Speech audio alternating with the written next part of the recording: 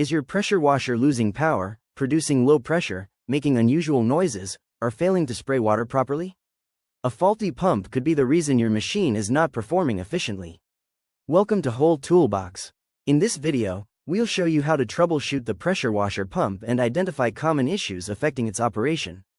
The pump is mounted near the front of the pressure washer, where it connects the engine to the water system and high-pressure outlet. It transfers engine power into water pressure, allowing the washer to deliver strong cleaning performance. Over time, dirty water, mineral buildup, worn seals, overheating, lack of maintenance, or running the unit without enough water can cause pump problems. Common signs of failure include low pressure, water leaks, inconsistent spraying, unusual sounds, or no water output. Before troubleshooting, turn off the pressure washer, disconnect the water supply, and allow the machine to cool completely. Gather basic tools such as a wrench, screwdriver, flashlight, and clean cloth. Start by inspecting the pump housing, hoses, fittings, and connections for leaks, cracks, or visible damage.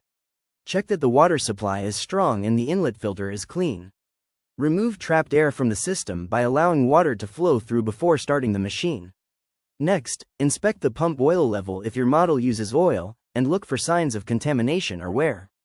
Check the spray gun, nozzle, and hose for blockages that may reduce pressure. If performance issues continue after these checks, the pump may have internal damage and require replacement.